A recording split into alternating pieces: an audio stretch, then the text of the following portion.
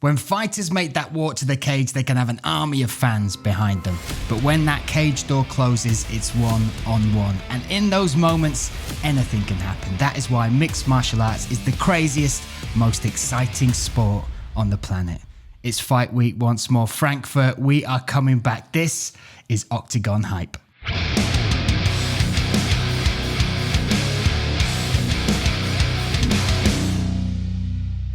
So here we are, Octagon Hype, episode 6. My name is Bryan Lacey. We are back with another Fight Week episode for you to enjoy. And in the corner, as always, the main man, Mr. Josh Goodgin. How are you, Josh? I'm good, thank you, mate. How are you? It's Fight Week again, Josh.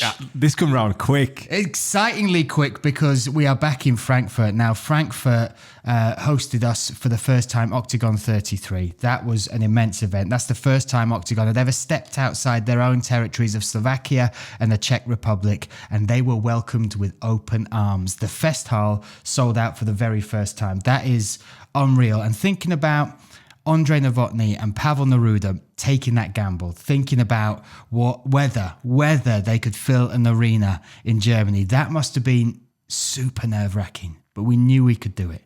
And we're doing it again. It's already sold out, Josh. 9,500 tickets, all gone, all sold out for the Fest Hall. I can only imagine the atmosphere. Having experienced it in Brno, to go in Germany, that is going to be incredible. Do you know what he's just done on purposely? You're trying to make me plug your vlog again, aren't you? This is what's gone down. Has there been a vlog? There's been a vlog. And I got to say, first of all, last week's guests, Paul Smith, the comedian, and Andrei Kalashnik, great guests to have on board. But the star player, Josh, was you. Because you look at the response to the vlog, it's gone absolutely crazy. Even my mum said, seeing the look in your eyes when you first walked into that arena, those blue dreamy eyes, which made me feel a little bit creepy when she said that. She said she could feel what it was like, and now she wants to go to an event. So Josh, you've got a date for your next event. Mama Lacey would like to sit next to you, Josh, for your next Octagon experience. Me, Mama Lacey, almost New Year's Eve. Sign me up, 30th of December. Let's go. So look, you can check that vlog out, and please do. It's on our Octagon UK and Ireland YouTube channel, and it's great. I'm really proud of it. I think you are too, and the response has been fantastic. But that was last week, Josh. That's last week. This week, we're going back to Germany, and the reason I'm excited is to return. Obviously, the fight card is the main thing that has caught my eye through this, because to start with, I mean, bring it up. Let's have a look at the fight card. Let's have a little look. Look at that.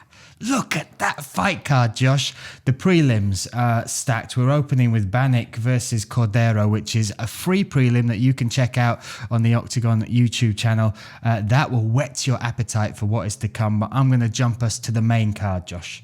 Up to the main card, because we're going to talk a little bit about the prelims later on, and one bout in particular.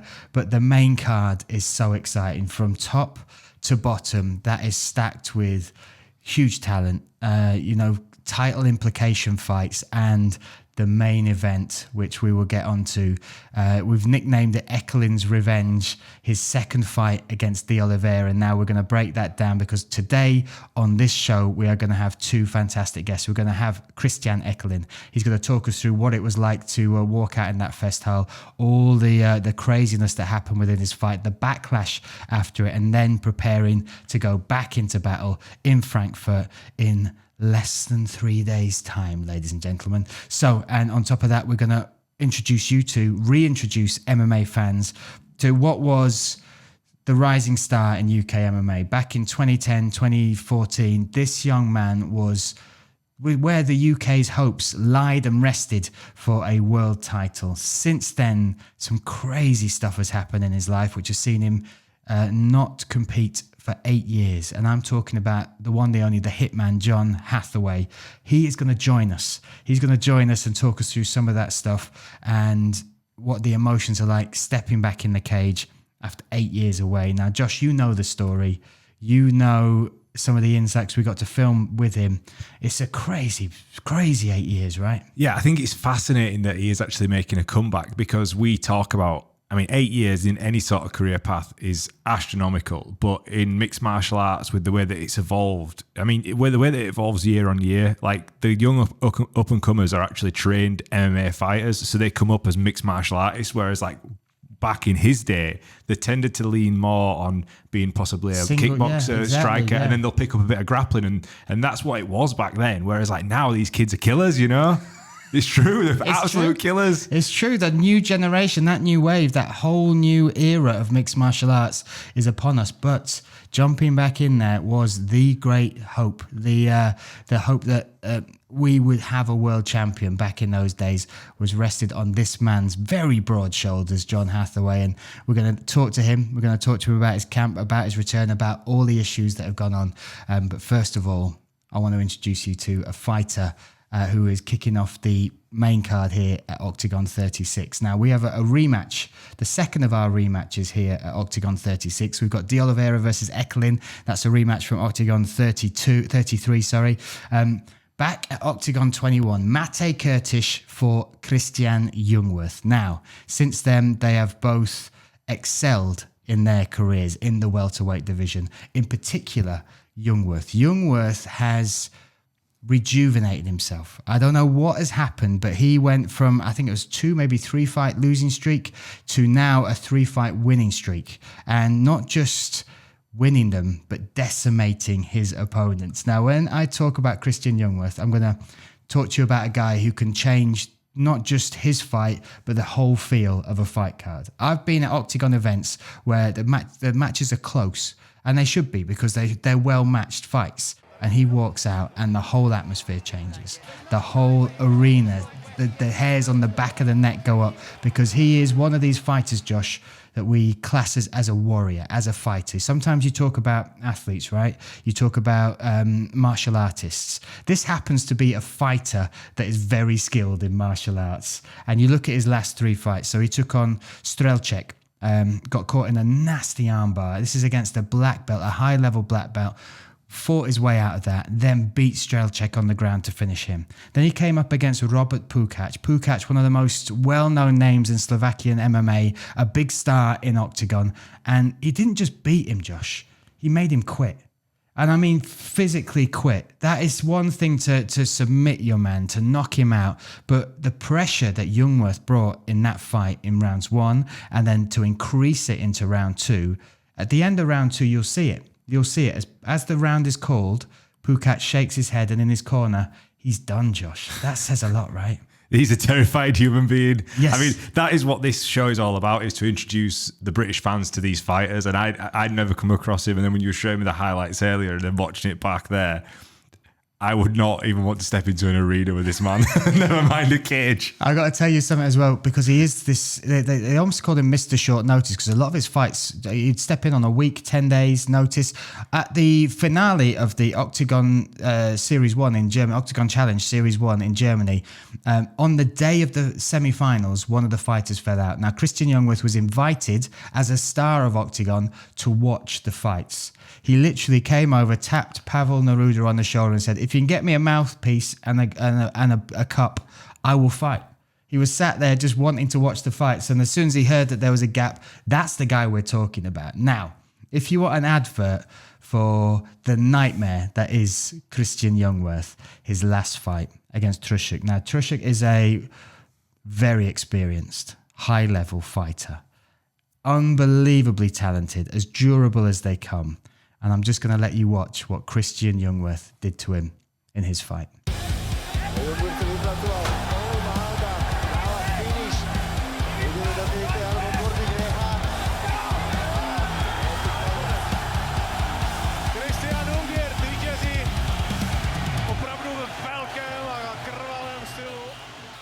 Bloodbath, Josh. That is terrifying. Bloodbath. That is the most apt advert for Christian Youngworth. Him covered in his opponent's blood, screaming on the top of the cage and ready to go again. What an absolute monster, mate. That is unbelievable seeing that man just do what he's just done there. Because that's what people, I mean, we turn up for violence, and that is violence cranked up to a 10, isn't it? That is against world-class opposition as well. Petrushek has fought the best of the best around the world. You look at he's got a crazy record. Some nuts finishes against some great guys, and they went at it. They went to war. And what has shone for me and what makes this rematch against Mate Curtis extremely interesting is the confidence Youngworth now has, because Kurtesh, for me, is one of the most clinical martial artists. He is a fighter. He can grind out results. He can go into the trenches to get his victories, but he's also very clever. He's got a high fight IQ. He's got a huge vocabulary of strikes, of wrestling pedigree, and he's always up in his game every time we see him. And when they first fought, this was Octagon 21, when they first fought, Youngworth was on the back foot for that first round. Youngworth, uncharacteristically now when you get to know him, was fighting on the back foot. That pressure that he's brought now, the confidence he has in himself as a warrior, as somebody who can compete on this level, didn't seem to be there.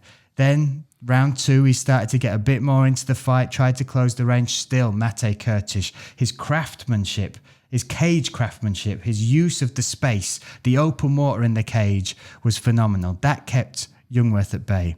Then round 3 came, and Youngworth again kept the pressure, kept pushing it, closing that distance, really making it a war, a dogfight, which is how he likes to fight. He turned it into his type of fight over 3 rounds. And this is what excites me about this fight, because we are now going to see rounds 4, rounds 5, and round 6 potentially between these two. Since that last fight, Kurtesh has lost to Boyan Vlichkovic in a fight where many thought he won. You watched that last round. Even Boyan raised Mate Kurtesh's hand at the end of that fight. Then he came in and he took on a very dangerous fighter in Kanchev, and he beat him. Great game plan, just dominated the knockout artist. But this time he's coming up against a Youngworth who has fought him, who won't take that round to feel him out. And for me, Josh, that's what makes it exciting, because we are going to start this fight with Youngworth, and he's asked for this one. He believes he can do this, and believes he can use this to get to David Kozma. We're going to see Christian Youngworth start the fight he wants to fight from the very first bell.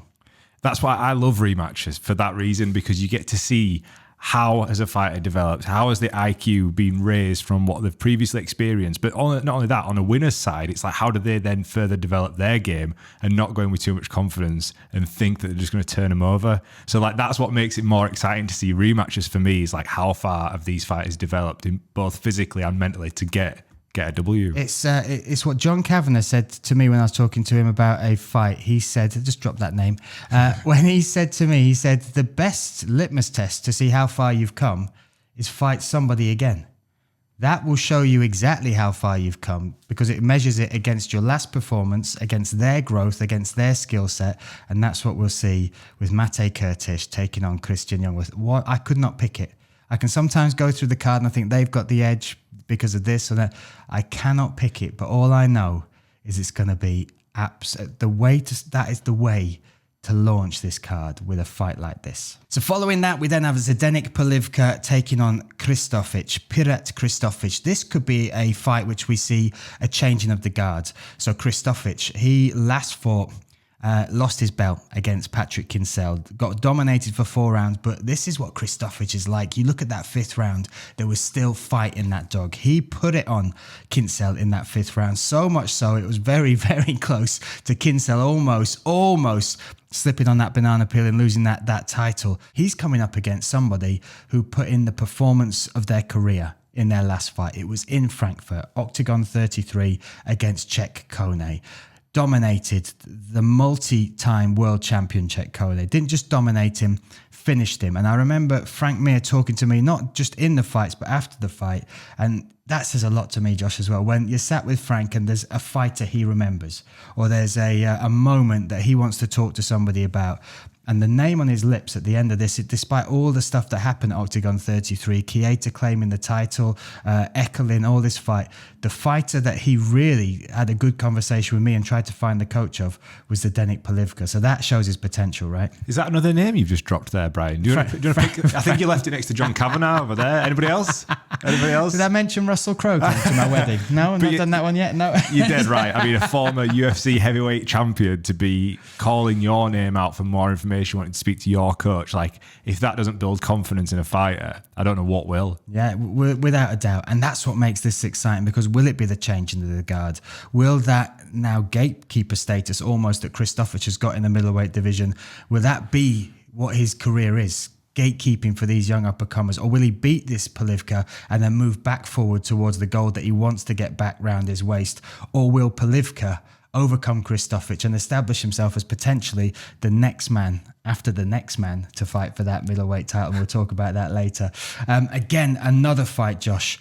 Two people that have fought for the welterweight title, two people that have fought on the biggest shows in the world are going head-to-head in Frankfurt. You have Boyan Vlichkovic taking on Leandro Apollo Silva. They've both fought Cosma. Vlichkovic caused problems for Cosma, caught him with a head kick. I believe it was the 4th round, put him on wobbly legs, almost prized that title from him, and then Cosma turned it around and retained the belt. Apollo, in one of the fights of the year, caused more damage to David Cosma than any other fighter has caused. These two, again, are looking to establish themselves back in that title contention after Cosma fights Kike Brito. These two are both world-class.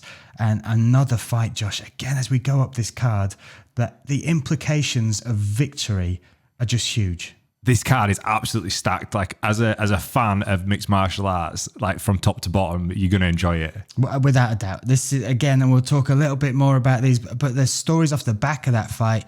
Apollo Silva coming off the first ever knockout loss in his career. That was at the boxing fight against Mazuch at the Octagon Underground in May. And Boyan Vlichkovic. Now this is very sad, very tragic, and our hearts and our condolences go out to him and his family, because during this fight camp he's lost his father. His father passed away, who has been at pretty much every single one of his fights. I got to shake the hand of that great man, and it was one of the firmest handshakes I've ever had in my life. You can see where Vlichkovic gets his strength, and also you could see the passion in his family. You could see where he has that support network that's allowed him to live this crazy life. So this will be interesting from that respect as well, because Vlichkovic has had to overcome a mountain, an emotional mountain, to keep this fight on. But he wants to do that. He wants to do it in honor of his father. And again, when you're talking about, you know, laying things on the line, laying your heart out there, when you're talking about these modern day gladiators, it doesn't get any more emotional than that, does it, Josh? Absolutely. I mean, we often say like the biggest fights tend to be outside of the octagon, and to overcome, as we know with other people on this card, to overcome what you actually get through during the fight camp with your family, you know, loss of like his father like that, to step in there is an achievement in itself. And then obviously to put it down on the night and put on a performance, that'll be lighting a fire in his belly. So it's exciting. Exciting, emotional, and again, just another fight which I can't pick. When I look at the skill set, I struggle to pick a winner out of those two. Moving on and up the card, this again, so many spotlights on this card, and also implications with this fight, because we now have returning to his home city, returning to walk out in Frankfurt again. So T800 Stefan Putz is going to walk out once again into the Festhall. His last fight was Octagon 33. He took on Zavada, and this was nicknamed the Battle for Germany. This was the battle to see who was the #1 light heavyweight in Germany. And to be honest, Josh, watching the fight, calling the fight, T800 Stefan Putz won it easily, dominated it by dictating where the fight took place, dominated it with his control, with his ground game, and took the decision win over the very tough, the very durable, the very experienced Zavada. Off the back of that, we were looking set up to have the Battle of the Terminators. Carlos Vermola steps in the cage. Then you have T800 Stefan Putz and him facing off together, looking like that might be the next challenge. Then Vermola decides, I'm going to go for the title at the Stvanitsa. I'm going to go for that light heavyweight belt. I'm going to claim that. And then whatever Putz wants to do after that, we will see what will happen if I win the title, if he's earned that shot. In between that time, up popped one of Carlos Vermola's main training partners. Up popped one of the biggest stars in Czech MMA, Milan Petrushek. So Milan Petrushek is coming off the back of a huge win because it broke a losing streak, the worst losing streak in his career, a streak which made a lot of people question him as a martial artist, as a fighter. Did he have it? Was he really at the level everybody thought he was? And when you talk to Vermola, when you talk to Andre Reinder, the coach of Milan Petrushek, they say he's the hardest rounds. They say he goes with the heavyweights, the middleweights, the light heavyweights, and in the gym, he can destroy anyone on his day. in the cage, it's just not come together. And it did in the last fight. We saw it. We saw the walkout. You see the finish. And then, Josh, watch the celebration, because that tells you what sort of superstar he is. He jumps on that cage, and this isn't going to do it any justice because you have to hear the crowd respond to that victory. Their champion was back on top, and now this champion wants to take on Stefan Putz. Carlos Vermola has said, yeah, I want you to do it. You can deal with this guy, because I don't think that Stefan Putz will beat Moell Petrushek. Vermola said that. He said that to us. He said that on our interview. He said, no, he won't beat Moell Petrushek. So the fight everybody's talking about, Terminator versus Terminator, just won't happen.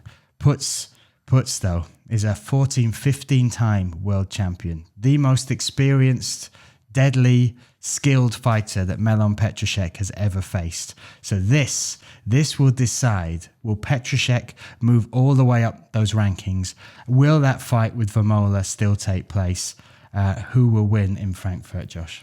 Mate, that's an exciting fight. Can I just say, this is slightly off topic, but what they're feeding these guys over there, because this is this head-to-head, that is some very good-looking humans out there, isn't there? You've got the fighters that look like models, and you've got Pavel and you've got Andre, both look like models. What do they feed them out there? I know, and then they've got some English bloke who definitely needs to lose some weight, sat at the side screaming at the fights. I don't know what they feed them, Josh, but they've got some good DNA over there. They've got some good DNA. Speaking of good DNA, we are now going to see our co-main event. This is a heavyweight bout that has title implications. That heavyweight crown is vacant, and we have Hatif Moell taking on Jeremy Kimball. This is a fight of styles, a stylistic matchup, the age-old stylistic matchup, Josh. We have the wrestler, we have the Iranian pedigree wrestler, the Greco-Roman wrestling of Hatif Boss Moell taking on Jeremy Kimball, who has proved in 2 fights with Petrushek. He got brought in to fight Petrushek on the first time, and everybody thought Petrushek would walk over him. Kimball knocked him out in round 1. Then in the second fight, Kimball came back over because Petrushek said that was a fluke. That will never happen again. 99 times out of 100, I will beat this man. Kimball came over and dominated him over 3 rounds with the wrestling, with the striking. And again, that was the start of Petrushek's fall. Now we're seeing his rise again. But with that, Kimball has risen with him, not just in his performances in the cage, but also in the eyes of the Octagon fans. Now, you've seen it, Josh. When Octagon fans take a fighter that they love, they support them no matter where they're from. When they see them on the card, they go crazy for these different unique characters that come into their world, into their territory to fight in their cage. Kimball is one of those guys. And when you see his last fight, he fought Narmo, who is basically a giant Viking, Josh, a giant Viking. And I said it on the broadcast. If you've ever wanted to wonder who would win between a grizzly bear and a Viking, this is the fight you've got to tune into. And the answer was simple. The grizzly bear, with devastating leg kicks, destroyed, felled down Narmo. So when you look at him versus Moell, striker versus grappler, wow. I've never seen a calf kick do that sort of damage before. That is unbelievable. Yeah. And we talk about it, don't we? Advancements of the game.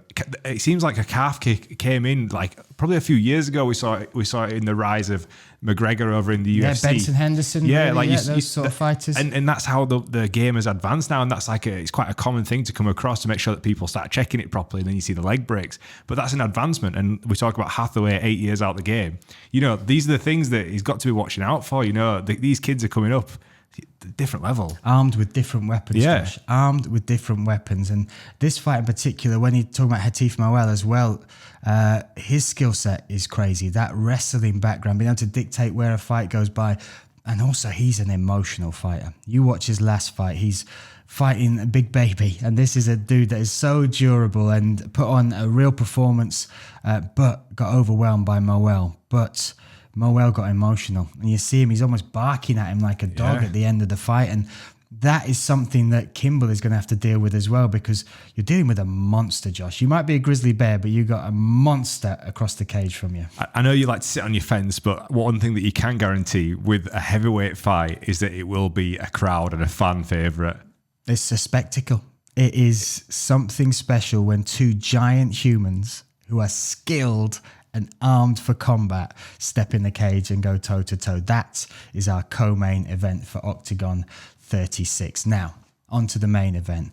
This has got so much controversy around it. This has got a huge storyline that started back at Octagon 33.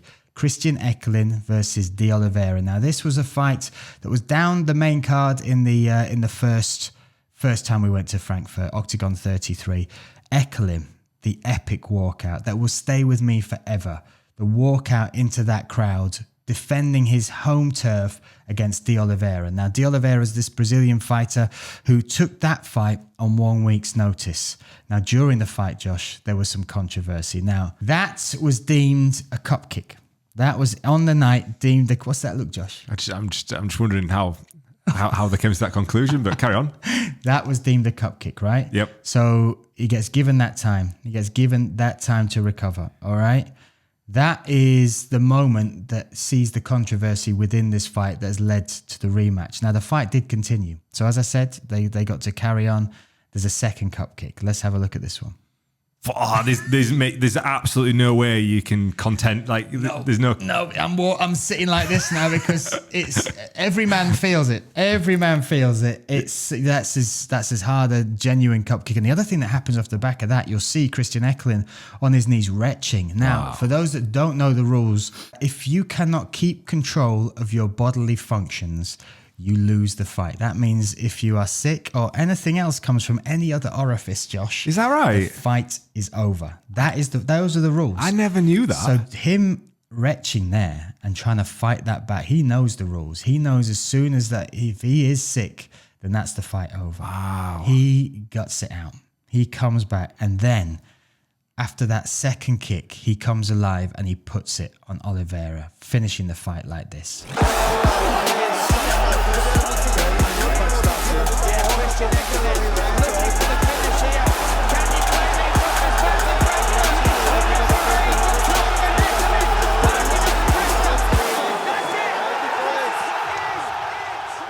So that's the end of the fight, Josh. That is it. Your victor is Christian Eckerlin. But the German Mixed Martial Arts Federation looked back. They looked back at that first cup kick. They looked at it from a number of different angles. They had a number of different experts stop and watch that fight. And within, I believe it was 10 days of that fight, it was rescinded. And they took the win back and they claimed it a no contest.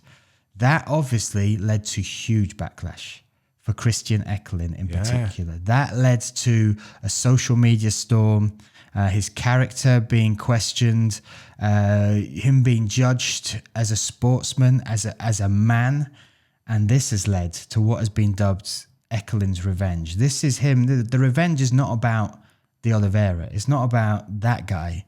The revenge is clearing his name, having this fight, stepping in there against the Brazilian, giving the Brazilian a full camp. Remember, De Oliveira stepped in there with 1 week's notice. 1 week's notice. And he put Christian Eckerlin in a lot of trouble. And now he's had a full camp. Eckerlin's had a full camp. And Eckerlin, we'll speak to him in a little while, believes this is the way that this will settle everything. I love that. I mean, obviously we can look at that in hindsight at that first cup kick, and it personally doesn't look like a cup kick, and I can only imagine the social media storm that followed that. But for him to take that second legit cup kick and then take the win like he did, you've got to have nothing but respect for that fighter, because to be retching, I mean, we know, Brian, unbelievable. We've took a shot at that before, maybe probably to that extent, but we know what it feels like. Yeah, I've got an 8-year-old girl with a very good kicking game. she's dropped me more than once, I'll have you know.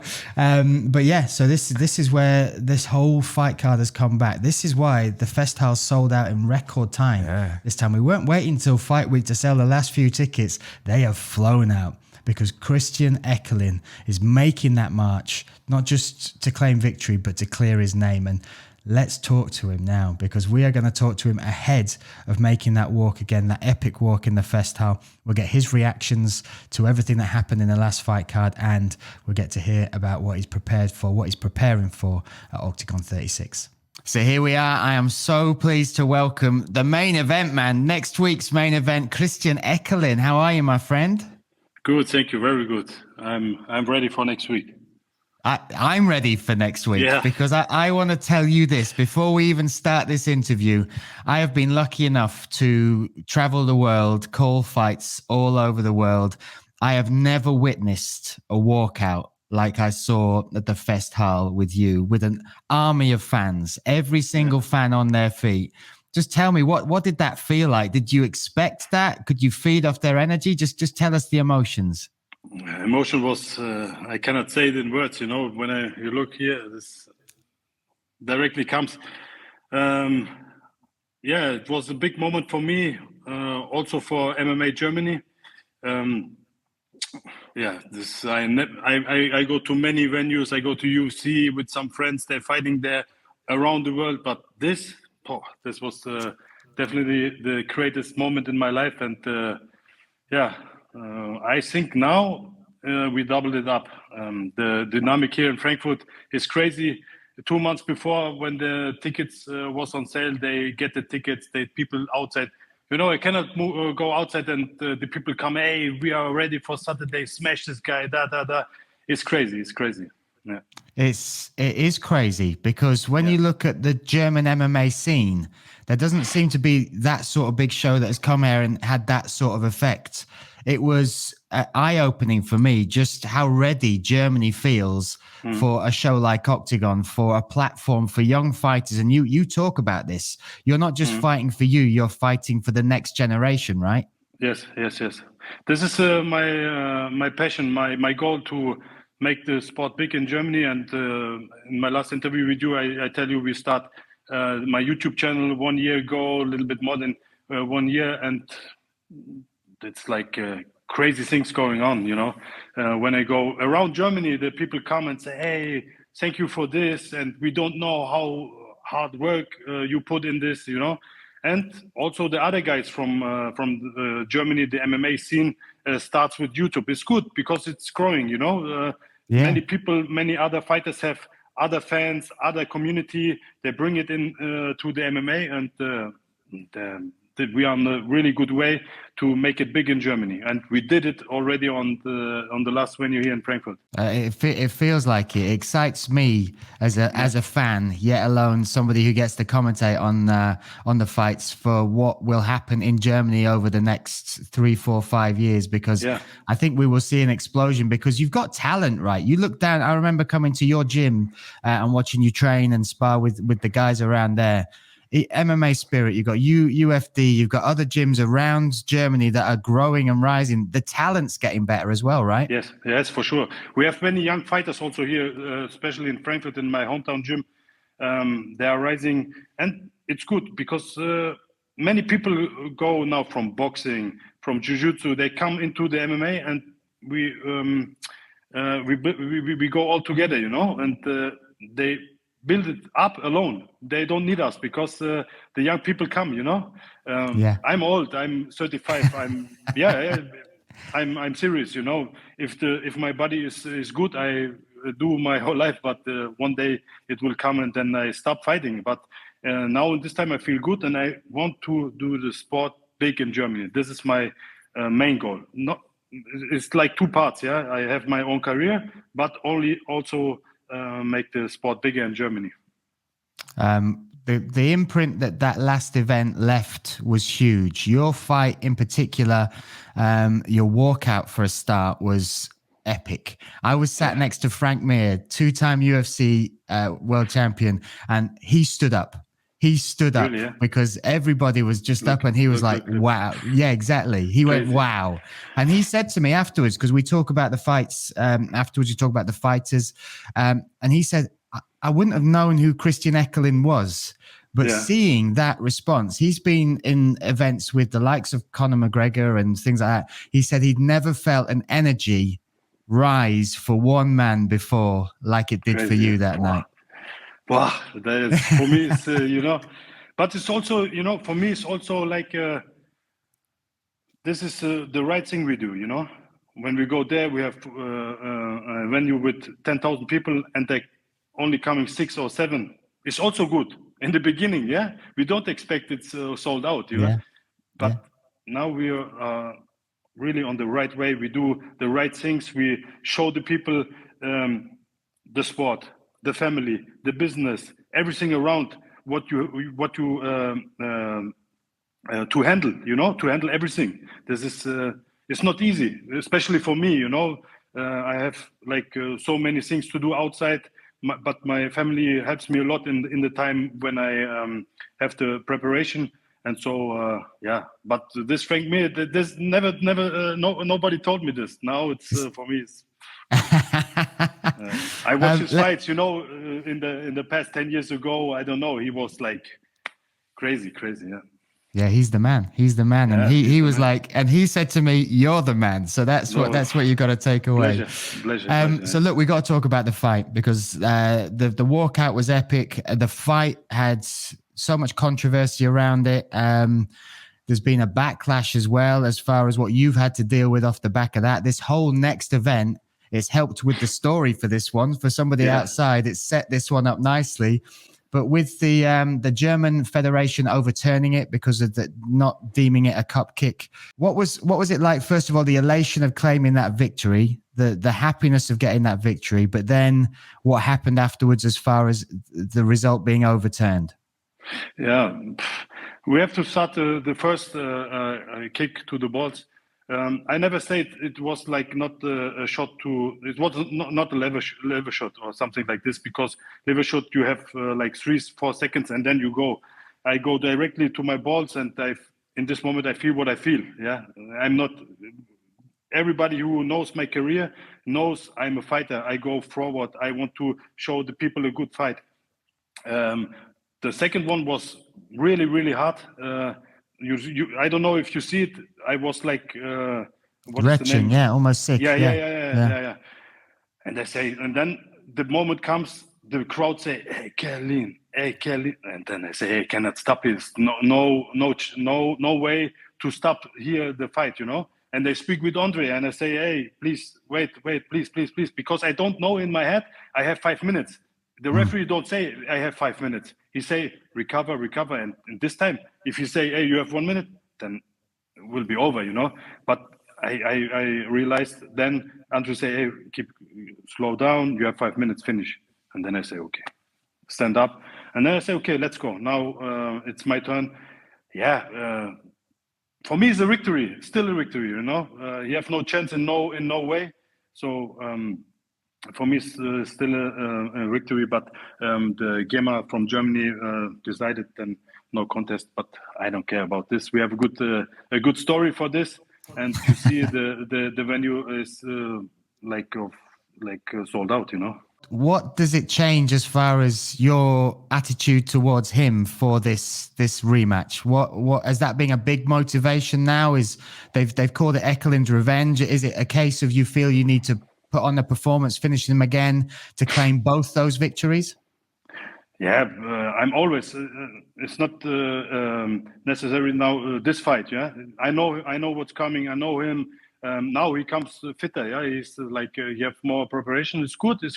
Because we can double up a better fight than last time, because he have no chance, not on the ground, not on stand up. So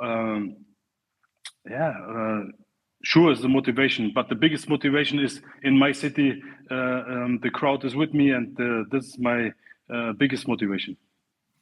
In that fight, doesn't matter who stand in front of me. Sorry. Understood. Yeah. In that last fight, what did you learn about the Oliveiras? Was there anything that he did that surprised you, or you thought, even though he had the week's notice, skills wise, that you kind of went, "Oh, I've got to watch this for this next fight"? Yeah, his haymakers, his swings, he swings a lot. He was a powerful fighter. He's a good fighter, yeah.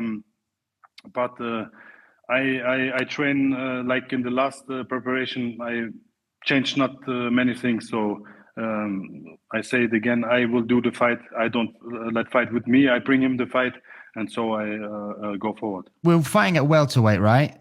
How long do you think you'll do that? Because you've held belts at middleweight before.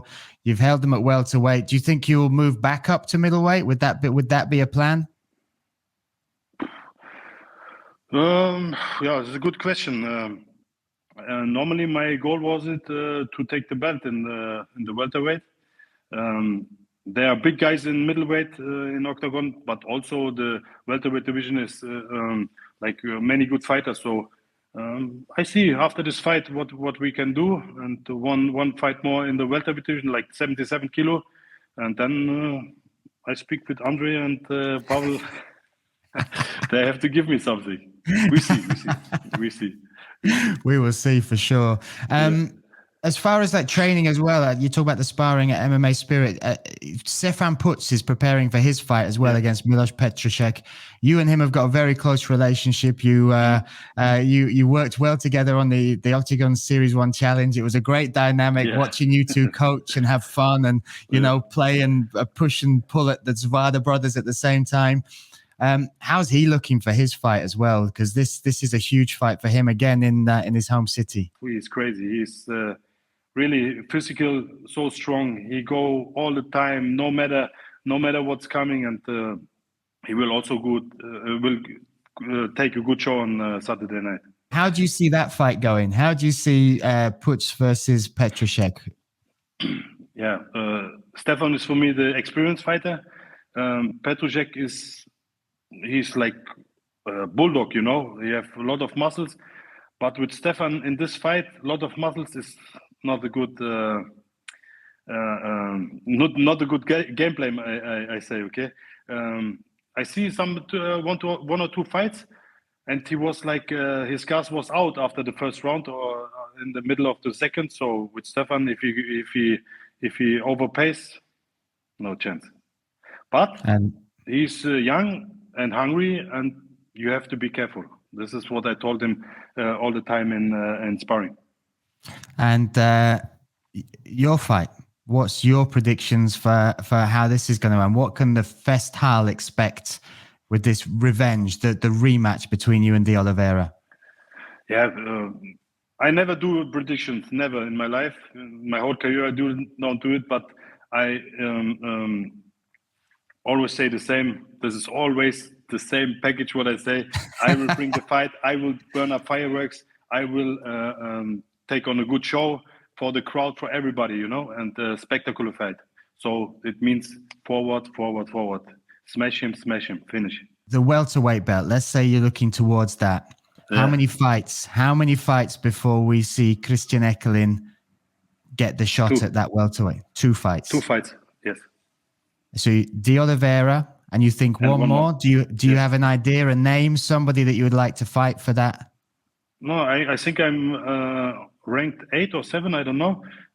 There are many guys, good guys in front of me. So give me one, and then we go to the title shot. Yeah. Get some in Germany, but in Germany, yeah. Yeah, I like it. Get some more gold to go with your amazing watches and cars and everything else. Yeah. If any man in Germany doesn't need more gold, it's Christian Eckerlin. Listen, my friend, I really appreciate the time. I know this week is crazy for you. You've carved out a spot to be able to talk to us, which I'm very grateful for. I'm also grateful that I will be calling your fight again in the Festhal. I lay awake thinking about what your walkout's going to be like on Saturday. So I don't know how you're managing those nerves. But my friend, I don't know. Once again, thank you for the time. And I will see you. I'll see you on Friday for weigh-ins in Frankfurt, brother. Okay. Pleasure for me. Thank you, my friend. So there we have Christian Eckerlin. He will fight. He will headline Octagon 36. That goes down this weekend. October 15th in the Festhal, Frankfurt. Now, one guy returning to action after an 8-year hiatus. And hiatus does not do it justice. The journey this man has been on physically and mentally, alongside dealing with his dreams being taken away from him with the medical condition he suffered, is unreal. The hype behind him coming back, the response the media have given him, the response the fans have given him have been unreal. So for me, it's a huge honor. I remember when Andre Novotny sent me the tapology, he said, John Hathaway, do you think this guy could still do it? And I reminded him of how good this man was. Now, Josh, I don't know if you remember any of Hathaway's fights. I don't know if you were tuning into fights back there, 2010 to 2014. But for me, that was the era of GSP, of your Brock Lesnar's, of your Anderson Silvas. And this was the guy. This was the guy that everybody believed could take the UK, Great Britain, England to the top. And he's back. He's back this weekend. So let's talk to him now. The return of the hitman, John Hathaway. So here we are. It is an honor, a pleasure. So exciting to welcome John Hathaway to the show. My friend, welcome back. Welcome back. Thank you very much. It's a pleasure to be back and be back doing what I love to do, It's crazy. So I've sort of touched on the story in the show. I've talked to our audience a little bit about the length of time you've had away, but it doesn't do it justice, right? Because you were on this trajectory up in the UFC, fighting the best of the best in the world. And then your body is what basically made you step away. This ulcerative colitis, this condition. Just describe to people a little bit what the condition is and what you've been through over these last 8 years. Of course, basically the condition's an autoimmune disease, basically where kind of your body gets its wires crossed and basically starts attacking itself to a certain extent. And I guess the symptoms of it are, again, an extreme kind of abdominal pain and kind of, I guess, just bad bowels, basically. And again, it kind of manifests, it just makes you feel incredibly fatigued. I guess, almost like when you're fighting infection, when you're before you take your antibiotics and stuff like that, obviously you're massively fatigued just from your body internally having a kind of battle and a fight. And that'd be the kind of what I'd be going through most of the time with that kind of stuff. But again, I guess the silver lining, or obviously been for everything now, we've kind of, it's taken 8 years. We've kind of got through it and got it fixed and got over it. So, and you've done it with this smile on your face as well. And when I know there must have been moments where it was hard and the self-reflection and feeling down and everything. But all the people I've talked to around you, so in particular your coaches, your teammates at London Shoot Fighters, they got a lot of pride in you as a martial artist, but also as a human for the way you've handled this last 8 years with that smile on your face. They have said that has shone through, and that gives them some of the most pride. What does that feel like when you hear that sort of stuff from the people around you? I mean, it feels great. Obviously, I love every one of those guys who are at shoot fires and stuff. And, I think I was saying it to Mike today, like any one of them would do it. They're all strong enough willed to do it. You just got to have something to keep you going and keep you wanting to get back in there, really. And was there ever a time when you thought this moment wouldn't come, that we wouldn't be preparing for a fight week, you wouldn't get to do I believe you're born to do this. I treated myself to watching all of your fights, every single one I could fight on YouTube, every single one that I could find on Fight Pass. I watched them all. And it astounds me how good you were in that generation, how well-rounded you were. Like, you had that wrestling pedigree. You were so long, so strong. You were gritty. Was there ever a moment where you thought this could take it all away? I mean, maybe initially when I first stopped and things weren't necessarily working or going right, but I always, I guess, kind of had the vision of coming back and just wanted it so bad that, when you want it so bad, you're going to end up needing it. And, I needed this and I knew I was going to make it happen.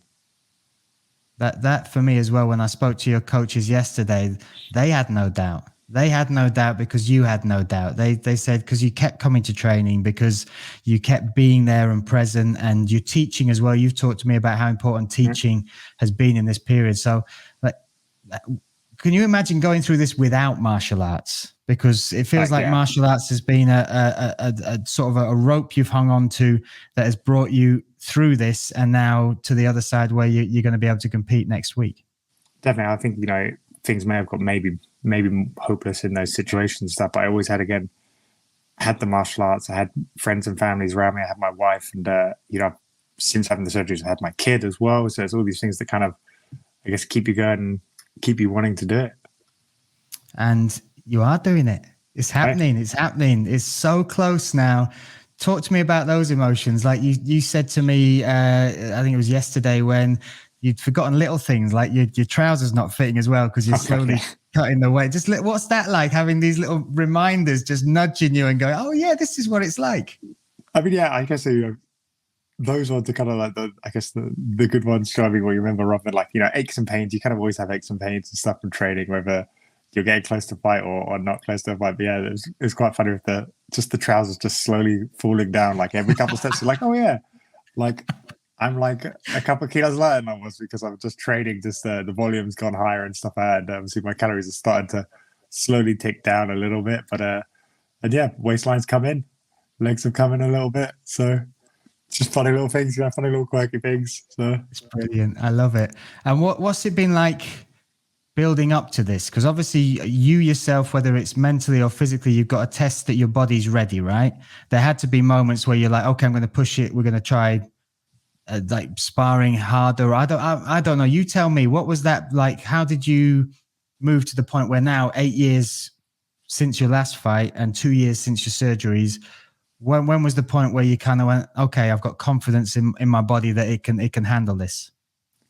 Probably almost a year ago, the volume had gone up enough that I could actually do multiple rounds. Obviously, when I first coming back, like I could maybe do like half a round well and then start petering off a bit or not be able to complete full rounds. And now we got to a point where we could do multiple rounds back to back and still be in a good form in a good way. And then from there it was just, we started looking it's not necessarily looking straight away, just getting more training in with good guys and upping the intensity with them and doing more rounds with them.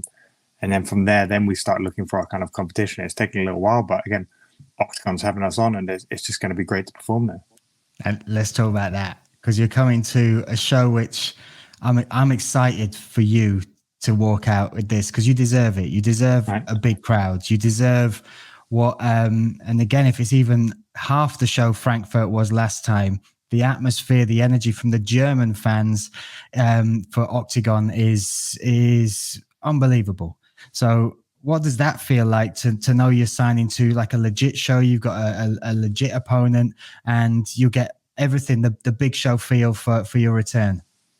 Again, super excited. Again, I've watched a couple of Octagons before, and I guess always the stadiums what they put themselves in are always great. When Felix thought it was like a cool outdoor stadium.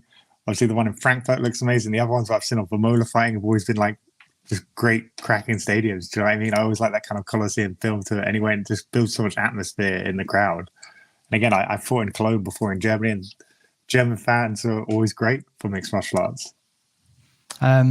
And let's talk a little bit about your teammates and your team, London Shoot Fighters, and the other people you train with. Because I asked the question, and it is the question that a lot of people are asking. 8 years away from competition is a long time, especially as the game moves on so quickly. But when I spoke to people like Felix Klinkhammer, they were just like, you're a nightmare still. Like because you've been teaching and because you've been in the gym, you're evolving positions yourself. You're still up to date as far as the grappling and how striking has moved on. Do you think you're going to surprise people with this new John Hathaway? Like people will look to the old fights. Do you think they're going to be surprised at how much you can compete at this level still?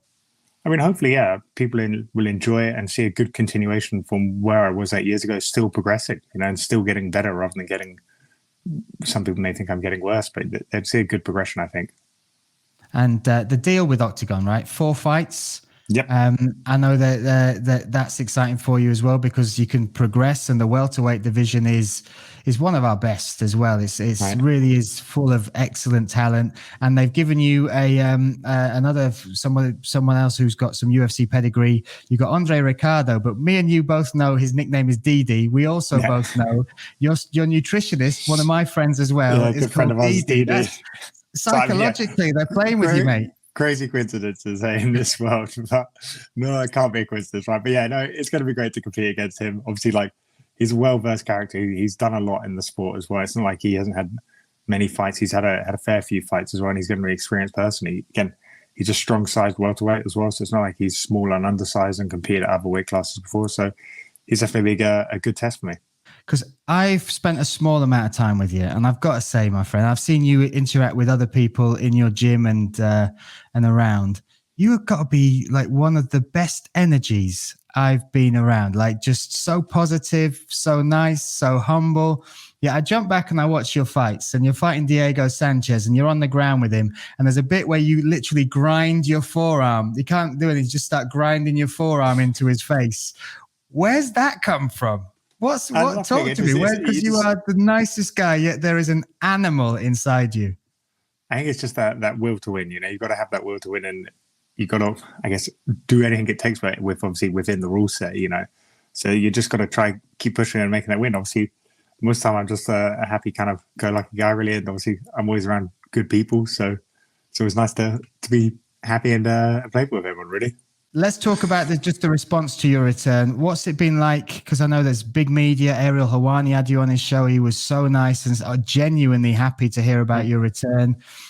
What's it been like? What response have you had from the fans, from the press, from the media? And how's that made you feel that you were never forgotten? Everybody still remembers how good you were and are excited to see you back. It's good. It's enjoyable. I hope everyone enjoys the show and gets to enjoy and see me compete again, really. Obviously I've had a bunch of old friends message me and everyone else message me since they've been hearing stuff. So it's been a really enjoyable situation. Nice. And last one, predictions. I know people hate doing this, but if you've pictured this, what's your prediction for Octagon 36 and your fight against Andre Ricardo? I'll hopefully get a stoppage before the end of 3 rounds, really, is all I'm looking for. Obviously I've trained for 3 rounds, so ideally I'll either expose his back and get a rear naked choke, or finish with ground and pound, or finish with a nice chopping right hand.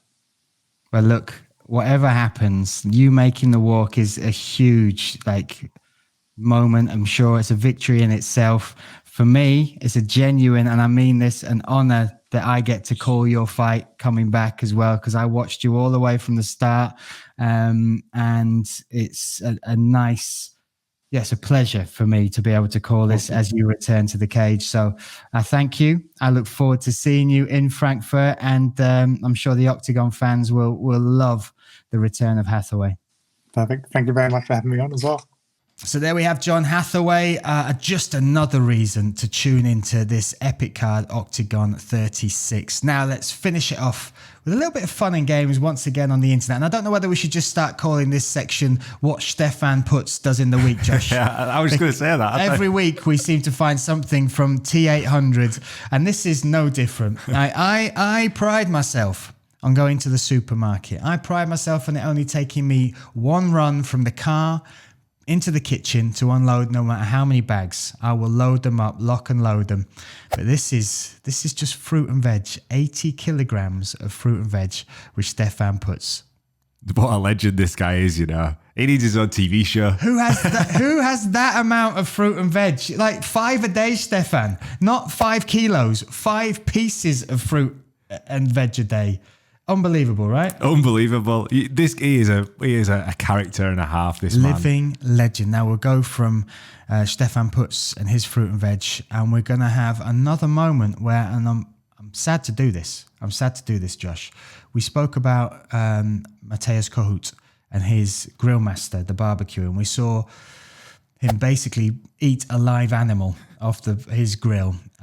This is Patrick Kinsell, the middleweight champion of Octagon. His barbecue, Josh. Look at that.